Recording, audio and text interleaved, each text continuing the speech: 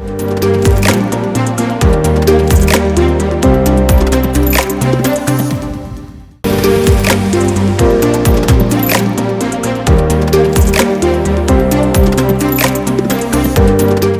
sibira jiruun ergaan atattamaarra sibira dhufaa jira jedheen.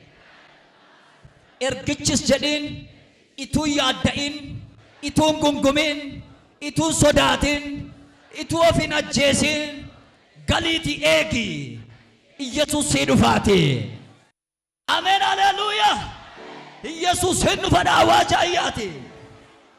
Ani kana isinitti dubbadhu Yesuus dhufuu isaa dhageessaniitu. Akka isin hin raanfanneef akkamittiin akka isin eeggattan xiqqoo isinitti dubbadhu. Amma waggaa 2000 ol lakkoofsiseera jechuudha. Yesuus hin dhufa waggaa 2000 lakkoofsiseera jechuudha. Barri dhumaa waggaa 2000 kanarratti jalqabe awwaajiin isaa jechuudha. Ituma awwaajamu har'a gaheera jechuudha. Ituma awwaajamu har'a gaheera jechuudha. Milikkitoonni kun hundumtuu taa'aa dhufaniiru jechuudha. Kanaaf har'a hojii ergamoota boqonnaa tokkorra dhaabbadhee lakkoofsa isin lakkoofsa 5 kaastanii dubbisuu dandeessu.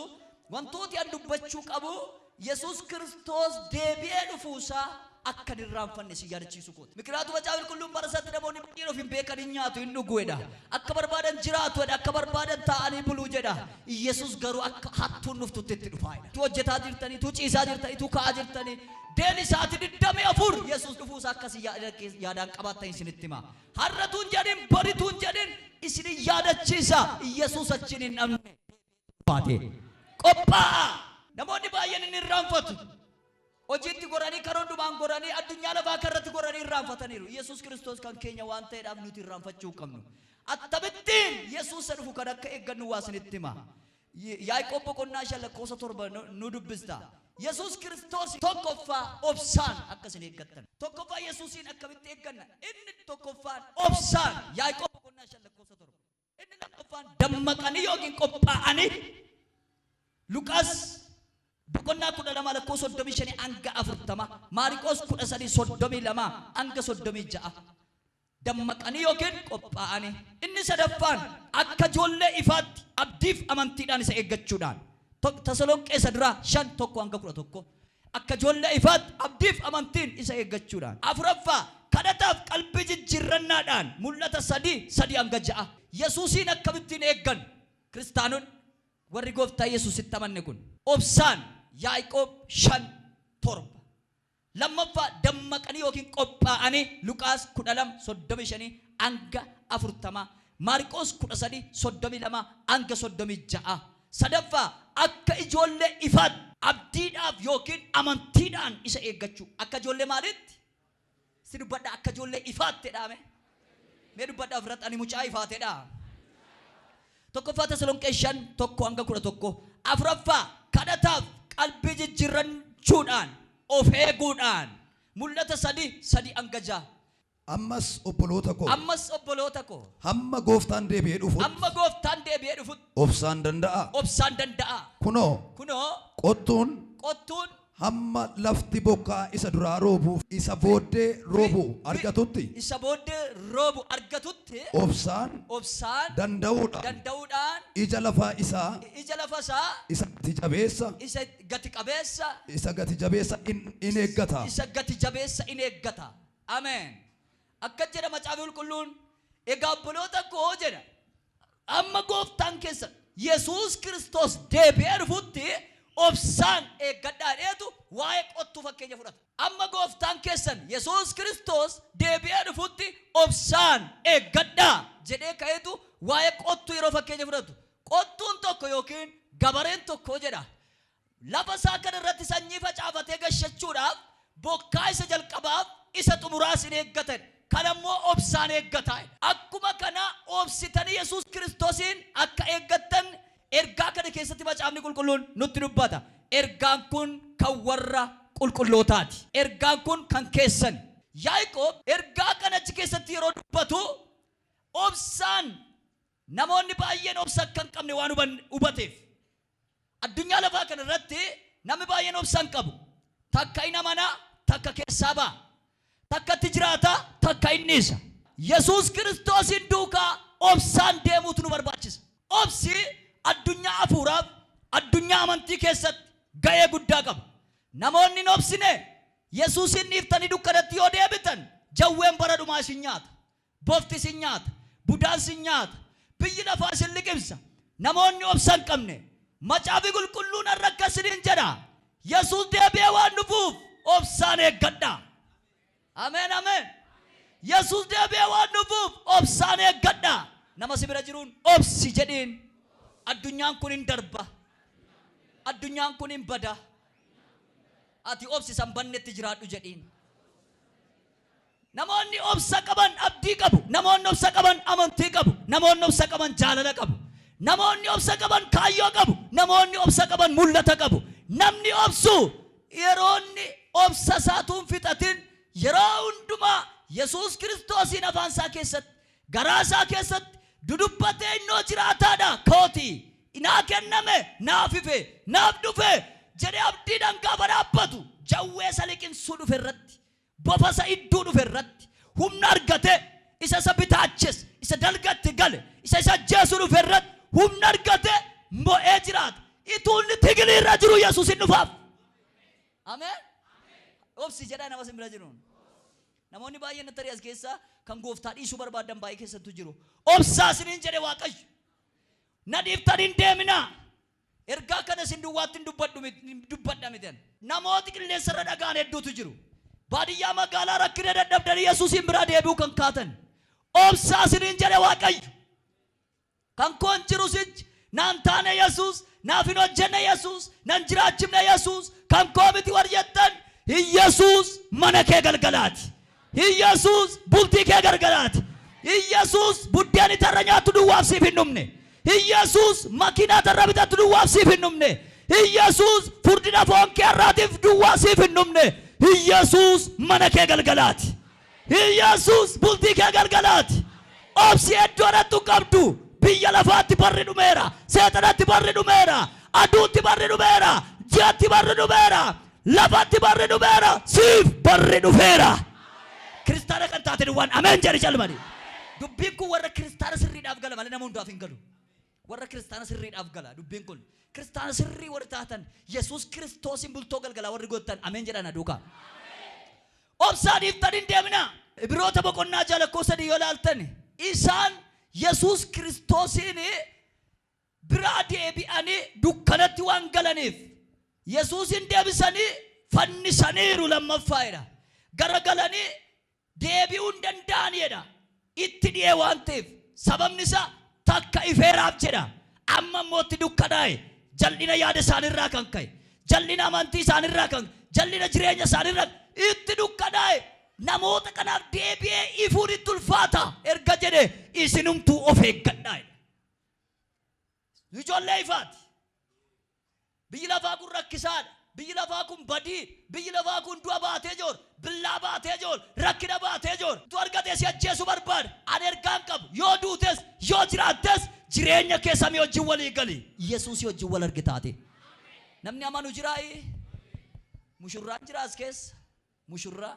Kiristaanota Yesuus Kiristoos akka mushurraatti ilaala. Kiristaanota akka mushurraatti ilaala. Mushurraa warra qophaa'an waan ta'eef, warra kaadhimaman waan ta'eedhaaf.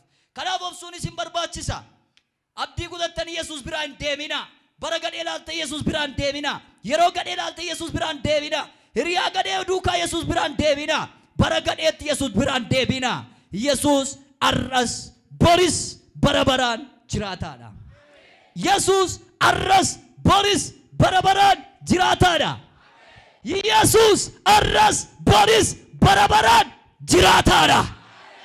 Tan dubbadha qilleensa irratti, dachee rommite irratti, nama romme irratti, saba romme irratti, jawwee mataa ol qabate irratti tan dubbadha. Yesuus arras boris bara baraan jiraataadha. Jiraataadha. Namni tokko na duukaayee Yesuus jiraataadha jedhe. Harras jedhi boris bara baraan jiraataadha. Narratti jedhime mana koo irratti jedhi jireenya koo irratti borii koofis jedhi Yesuus bara baraan jiraataadha. Haleluuyaa. Kan sii kennu kana duwwaan inni jiraataan mana kee jiraatu. Inni jiraataan mana kee jiraatu. Kan hin banne kan hin shaagganne jechaan kan namarraan deemne haalaan kan nama nuffine kan nama dhiibne kan nama irraa hin gorre nama bira dhaabbate jabaadhu cimi deemi ani si wajjin jira kan jedhu Yesuus si wajjin jiraatu. Mee dubbadha qilleensa irratti Yesuus na wajjin jira jedha. Hin dhaga'ani si jeeqaa jiru Yesuus na wajjin jira jedha. Mana koo keessa jira jedha. Hojii koo keessa jira jedha. Tajaajila koo keessa jira jedha. Haleluuyaa. Nama obsee Yesuus duukaa jiraateef bara salphinaa osoo hin ta'in bara ulfinaatu dhufaaf. Yeroo tokko akkas jedha macaafa qulqulluu namoonni baay'een waan sodaataniif waan yaaddaniif akka jedha isin ijoollee ifaatiin sodaatinaa. Mee mucaa ifaatiin ofirratti dubbadhaa. Kanaaf obsuun sin barbaachisa. Rakkinni jira jira. Sababa amanteef rakkinni si dhiisa miti. Saba Yesuus duukaa buuteef rakkinni si ittuu rakkinni si tammaata. Hin goyoomina. Namoonni tokko Kiristoositti amaneera maaf rakkinni natti baay'ataa. Anuu amaneera Yesuus Kiristoositti maaf rakkinni natti baay'ataa. Ittuu yee baasee rakkinni sitti baay'ata. Garuu wanti namatti tolu keessaa si injifachuu hin danda'u. Ameen hin jettu. Maaliif rakkinni sitti baay'ata beektaa? Addunyaa dukkanaa jissitee addunyaa ifaatti waan galteef addunyaan jige sun si jissuu barbaada. Ati garuu harkan kennin injifataan sidha. Nama si bira jirutti himi. Mootummaati diidde sun jedhime ati. Barati lafa karra jiraattutti siinilu jedhi. Mootummaan dukkanaa sun jedhime. Mootummaan seexanaa sun jedhime. Barati lafa karra jiraattuu jedhime. Siinilu. Sababni isaa harkaa waan baateef harkaa ba'u duwwaa osoo hin ta'in mana isaa waan diigaa jirtuuf siiniluute. Si rakkisuu danda'a. Si miidhuu danda'a. Jabaadhu garuu injifannoon kan keetiidhaani. Kiristaanni injifatu maqaa Yesuus hin baay'atu. Sosocho'i nan injifadha jedhi. Asay maqaa gooftaa Yesuus. Nan injifadha jedhi meeti. Dabali nan injifadha jedhi ati. Obsi harkan kenniniiti. Bara gadheetti harkan kennin. በኢየሱስ ጅሬኛ ከጉቱማ አብዳን ቀበራ ሲያዋሉ ከኑ በፊሳቲ አዋለሙ አሜን ዮጀተ ሲታ ኩን ሲበለሱ ከኑ በፊሳቲ አበዱ አሜን ጀተ ወናከተ ቢዱፌራ ሲቃሉ ያዱ ፈድ ሲያጃሱ ነው በስራት ምርጋይ ናርገት ከና መንገገመና ጋፋ ጫማ በሬዳ ቢተኑ ጋፋ በቃ ኡፈተ በሬዳ እነ ቢተነ ጀዱ ይንገመነ በቃ wanti qoodhaaf nutti dhagahama yeroo xiqqoodhaaf nutti dhagahama sa'aatii sana namni hin gammada jechuudha. Ani immoo akkasin jedhe atiin caalta warra nyaatanii gammadan warra uffatanii gammadan warra sooromanii gammadan warra biyya lafaa kana keessatti akka argan sirbaa jiraatanii gammadan hin caaltaati. Namni tokko nan caala jedhi meeti iyyi dubbadhu nan caala jedhi iyyiti. Haleluuyaa nan caala jedhi dabaleeti. Itti mila obboleettii si bira jirtu kanatti hin caaltaa jedhi yaadda hin jedhin. Lukas kudha lama dami dabarra akka jedha waan nyaattu waan dhudhuuf yaadda hin jedha atiidha waan hundumaarra hin caalta bineensotarra hin caalta qurruurra hin caalta mixiirra hin caaltaadha waaqayyo si wajjin jiraadha. Ameen ameen. Obsi jedha atti maamma sama jiru Yesuus gooftaadha. Amma barri si dhufutti obsi jedhaani. Gaafa Yesuus gara keenya dhufu nuti hin butamna safara geeddaranna zeeginnati geeddaran jijjiiramna. Malee nuti wanti nu gaddisiisu tokko iyyuu hin jiru. Amma abbaan keenya lubii bal'aa engadda gaafa boqotanii ergaa san dabarfatan keessaa kan tolu namni tokko gaafa awwaalcha kootee hin boo'inaa naan faarfadhaa jedhan. Namni tokko gaafa awwaalcha kootee wayyaa gurraacha hin uffatinaa maal malee naan adii uffadhaa. Ajaa'iba kun kiristaana irratti waaqayyo karaa isaanii biyya Itoophiyaa kanaaf waa hedduu jalqabe miti. Ammoo kiristaanotarraa boo'icha kaasee waaqayyo yeroo kolfa. Jedhi meen jedhi calmadiiti. Siifa dhufu barri gammachuu. Ciniinsuu tamma keessa jirtu hin darbaamee jedhi iyyiti. Isa saansi olii gammanna lafa kanarraa gammanna isaan deemanii achi jiru isaan. Waan isaa wayii kana fuunee lafa keenyeetu faarfanna jechuudha lafa gammanna jechuudha. Kana dhagaa kiristaana jechuun gaafa namni du'u kan ba'u duwwaa miti. Hin gammadda jireenya qabda waan ta'eedhaaf. Kiristaanonni jireenya qabna ameen. Mee jireenya qabna jedhaa dubbadhaaf irratti. Isas lammaffaa Yesuusin akkamitti eeggan dammaqnee qophoofne Luqaas 12:35 naa dubbisi dafiiti. Maariqoos 13:32 nama argite naa dubbisa. Luqaas 12:35 hanga 40 Maariqoos 13 hanga 32 hanga 36 itti fufees mudhiin keessan hidhatamaa ibsaan keessanis ifaa haa ta'u. Abeet ifaa haa ta'u. Yesuus Kiristoos nuun akkamittiin akka dhirsa akka misirrittiitti nu ilaala jechuudha. Ofii isaa gaafa dhufu warra isa simatan taane qophoofne balbala yeroo inni rukutu ani dhufaan jira yeroo fiingee mala kan nafuufamu warra qophaa'anii gammachuun isa simatan jechuudha. Dammaqa Yesuus Kiristoos yeroo deebi'ee dhufu waan hin beekneef isin dammaqaa qophaa'aas ta'a. Dammaquu qophaa'u. Dammaquu jechuun akkam? Yesuus Kiristoos akka dhufu yaadate yeroo hundumaa fuula isaa dura jiraachuu. Amantiin, jaalalaan, qulqullummaan, nagaa buusuudhaan fuula isaa dura jiraachuu. Qophaa'uu kun makkam? Guutummaa hafuura qulqulluu hidhatanii Yesuus Kiristoos wajjin wal arguudhaaf yeroo hundumaa rivaayivaalii kadhataa keessa galee jiraachuu. Gaafa si rivaayivaaliitti galtu hafuurri qulqulluun keessoo kee waan haaressuuf si qopheessaa jechuudha. Kanaaf macaafa qulqulluun akka namichi mana qottuu sun akka hattuun nuftutuu beekeedha. Namni dammaqee eeggatu gooftaa wajjin wal arga. Inni immoo amma halkan walakkaatti iyyuu dammaqee isa hin eeggatan. Inni dhufee wajjin maaddiitti ni nyaata. Isaanis hin nyaachisedha. Warra dammaqaniif yeroo du'aa osoo hin ta'in yeroo jijjiirama. Yeroo aareeffamu. Oma tokko yaaddayinaa. Warri Yesuus Kiristoosiin ofirratti moosiftan amantiidhaan miira keessan ol kaasaa. Akkasiniin jedhu Waaqayyo yaaddayinaa siniin jedhe. Dubbadha ofirratti ani yaadda'u kana boodedha. Nan dammaqa jedha. Nan kadhadha jedha. Nan dammaqa jedha. Waldaan dhaqa jedha. Nan dammaqa jedha. Nan waaqeffadha jedha. Dammaquu jechuun yeroo hundumaa mana qulqullummaatti fiiganii waaqeffachuu Waaqa isaanii. Namoonni yeroo kana irraanfatan jiru. Waaqeffannaa kan irraanfatan jiru. Hojiidhaan. Waaqeffannaa kan irraanfatan jiru. Waanuma tokko tokkoon. Nama lamatu jiru waldaa keessa. Tokko iyyoomee dadhabee rakkateetu dadhabee waaqeffannaa dadhabee dhiisa. Tokko immoo sooromeetu waan godhu gaafa wallaalu waaqeffannaa dhiisa. Kana gaa macaafa qulqulluun dammaqaa jedhu. Kana gaa namoonni iyyoomtee rakkinni isinitti baay'atee waan goota wallaaltanii guyyaa sanbataarras hojii kee'attanii waldaan immoo isin jibbisiisee rakkinni immoo seexana kan isinitti ta'e obsaati dammaqaa didaa kottaa waaqeffadhaa. Ofirratti dammaqaa.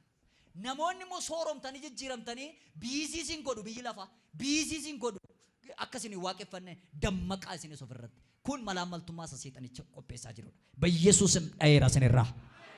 Dammaqeedhaa nama isin bira jiruun. Afurri isin dammaqsu maqaa Yesuus isin irratti haa dhufu.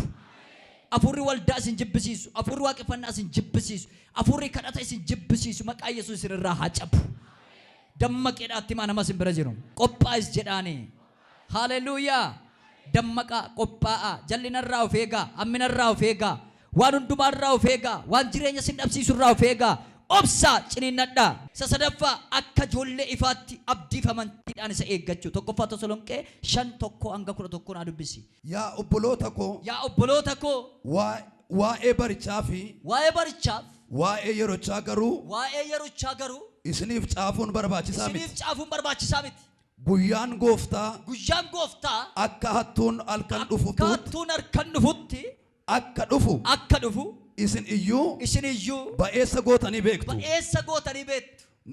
Namoonni nagaadha. Gabiidhas utuma jedhanii badiisi itti hin yaadamin akka ciniinsuun dubartii ulfaatti dhufutti isaan irra hin ga'a. Kana jalaa ba'uunis hin jiru. Obboloota nana isin garuu dukkana keessa waan hin jirreef guyyaan sun akka hattuutti isin irra bu'uu hin danda'u. Isin hundumti keessan ilmaan ifaati. Ilmaan guyyaatis. Nuyi warra halkanii yookiis warra dukkanaa miti. Egaa kottaa hin dammaqna. Of hin qabnas malee akka warra kaanii akka warra kaanii rafuu hin dhiifna. rafuu dhiifna. Warri rafan halkan hin rafu. Warri macha'anis halkan hin machaa'u. Nuyi garuu warra guyyaa erga taane of hin qabna.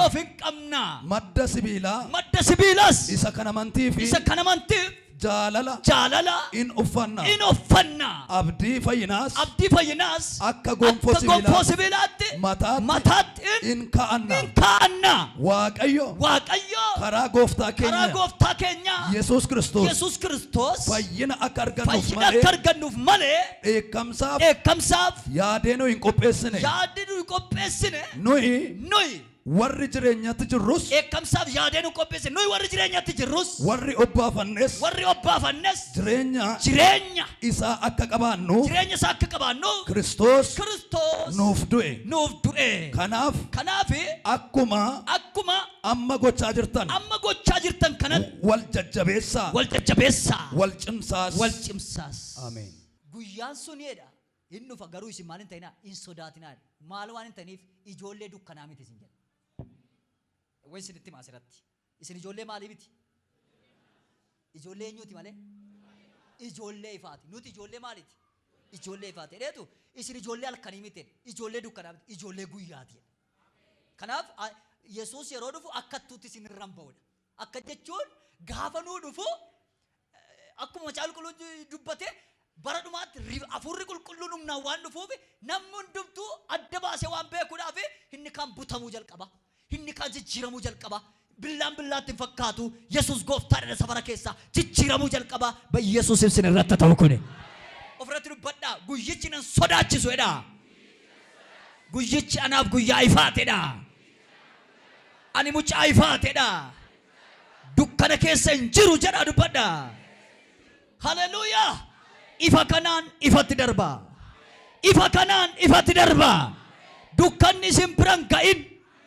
Dukkanni isin biran ga'udha. Macaafa Qulqulluun dukkanni ificha biran ga'udha. Yohaannis boqonnaa tokko lakkoofsa 5 irraa sagalichi dukkanicha maaliin godhadha?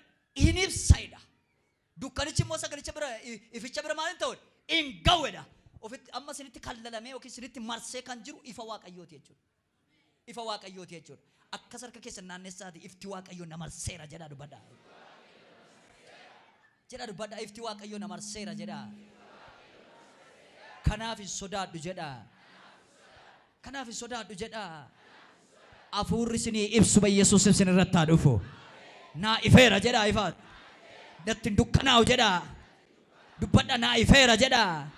Natti hin dukkanaa'u jedha.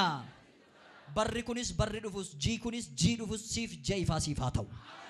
Jee dukkanaas irratti hin ta'ini.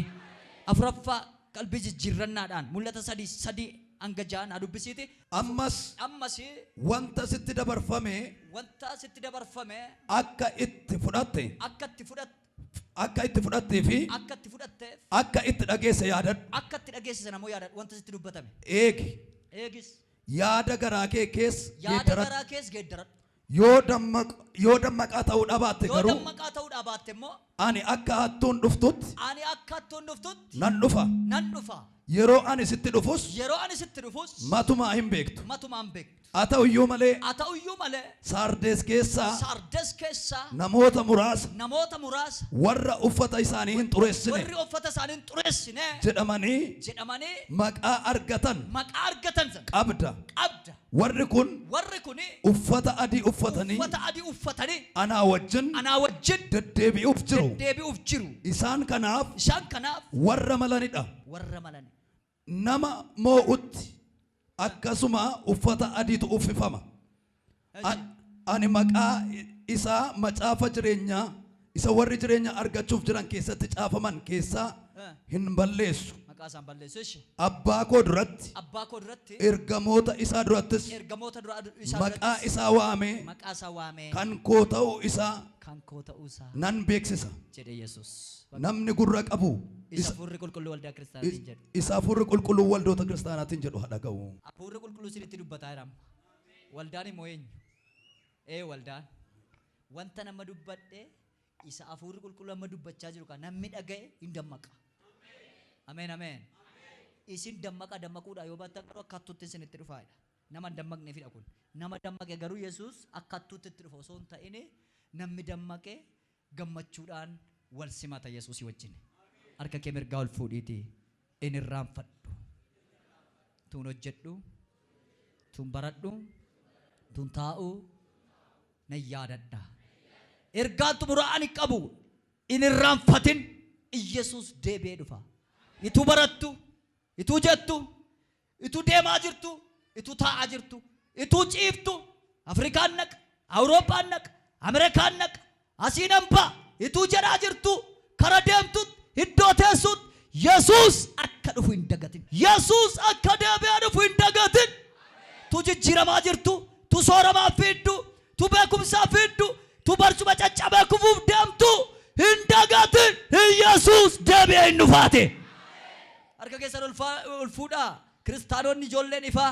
mushurroonni sirriin ol fuudhaa harka keessan Yesuus hin dhufa warra Yesuusin eeggatan kanarratti balaan tokko iyyuu hin ga'in bal'ifadhaa gara keessan ameen jetteen harkaa fudhatu ilaa kun nama hundumaaf kadhatama nama hundumaa bira ga'a baadiyyaa magaalaa bira ga'a isin ijoollee ifaa erga taatanii dukkanni lammaffaa isinitti hin dhufin ameen jedhan harkaa fuudhaa baadiyyaa magaalaa warri jirtan tajaajilaan paarsariin raajiin ergamaan qeesiin hojjetaa wangeelaa barsiisaa wangeelaa faarfataan miseensi gubaa'iin qulqulloonni warri amantani erga dukkanicha keessaa gara ifaa dhuftani dukkanni deebi'ee isin hin liqimsin biyyi lafaa isin hin liqimsin wanti baduu isin hin nyaatin wanti isin nama ajjeesu isin bira ga'e haa dadhabu ifaa ifatti darba ifaa ifatti darba ala kan jirtan keessa kan jirtan ijoollee Kiristoos jedhamtanii kan waamamtan maqaan keessan galmee jireenyaa irratti kan isinii barraa'e deebitanii dukkanaa waliin argina deebitanii dukkanaa waliin argina jawween afaan barus hin danda'in xilquun afaan barus hin danda'in digimtiis hin danda'in afurri bara dhumaas hin danda'in maqaa kee harkaa baaseera mana kee harkaa baaseera hiriyoota kee harkaa baaseera hojii kee jireenya kee harkaa baaseera ala kee zarii kee xilquun harkaa baaseera mo'a jiraadha ere harka kee lamaan bal'isi ameen jedhin harkaa fuudhi sii kadhachaan jiran harkaa fuudhi bara dhumaa keessa jirta bishaan addunyaa kanarraa beekama lagi Efraaxiis iyyuu gogeera milikkiti bara dhumaa Yesuus ni jedhe ta'aa jiraate barri kun bara jawween itti ol ka'e dhaloota nyaatu si bira ga'ee haa dadhabu baadiyyaa keessa jawween jooraa jiru haa dadhabu magaalaa keessa jawween jooraa jiru haa dadhabu biyya nama beekaa walitti kan naqu kan ajjeesu dhaeera